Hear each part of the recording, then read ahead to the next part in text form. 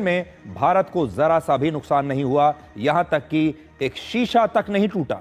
और पांचवी बात, विदेशी मीडिया और पाकिस्तान ने भारत के बारे में, भारत के नुकसान के बारे में जो दावे किए वो सारे दावे गलत हैं। और अगर इस नुकसान के बारे में किसी के पास कोई सबूत है तो वो पेश करे। भारत को अगर कोई नुकसान हुआ है तो अगर किसी के पास एक तस्वीर भी उसकी है तो उसे वो तस्वीर दिखानी चाहिए। ये एक बहुत बड़ी चुनौती दी है भारत के नेशनल सिक्योरिटी एडवाइजर ने, राष्ट्रीय सुरक्षा सलाहकार ने, दुनिया भर के मीडिया को, सीधे सीधे पाकिस्तान को और हमारे अपने ही देश के सबूत गैंग को।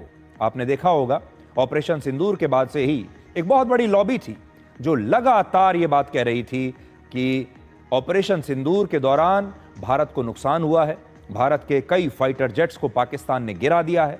और हमारे ही अपने देश के कुछ लोग बड़े खुश होकर तालियां बजाकर सबूत मांग रहे थे हमारी ही सरकार से और कहते थे कि हमारे कितने प्लेन गिरे हैं हमें बताइए, हम जानना चाहते हैं कि भारत का कितना नुकसान हुआ है। और ये सब इसलिए था ताकि ये लोग हमारे अपने ही देश का नुकसान कर सकें, हमारे देश में जो मौजूदा सरकार है उस पर सवाल उठा सकें। और सबसे बड़ी बात यह है कि ये सब करके वो प्रधानमंत्री मोदी पर सीधे निशाना लगाना चाहते हैं, उन्हें कमजोर साबित करना चाहते हैं। और इसके लिए उन्होंने ऑपरेशन सिंदूर का इस्तेमाल किया। विदेशी मीडिया ने भी यही किया और चीन और पाकिस्तान ने मिलकर यह दुष्प्रचार किया।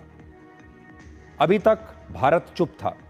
भारत में इस स्तर पर कभी भी किसी ने भी ऑपरेशन सिंदूर के बारे में कोई औपचारिक बयान नहीं दिया था, लेकिन आज एनएसए ने इसके बारे में पहली बार बयान दिया है, बड़ा मजबूत स्ट्रांग बयान दिया है और पाकिस्तान को और पूरी दुनिया को बता दिया है कि इस ऑपरेशन सिंदूर के दौरान भारत का कोई नुकसान नहीं हुआ है। और जो लोग ये दावे कर रहे हैं कि भारत को बड़ा नुकसान हुआ है, पाकिस्तान जगह जगह जाकर ये कह रहा है कि हमारी सेना ने तो भारत का बड़ा नुकसान किया है, आज उन्हें सबूत देना चाहिए।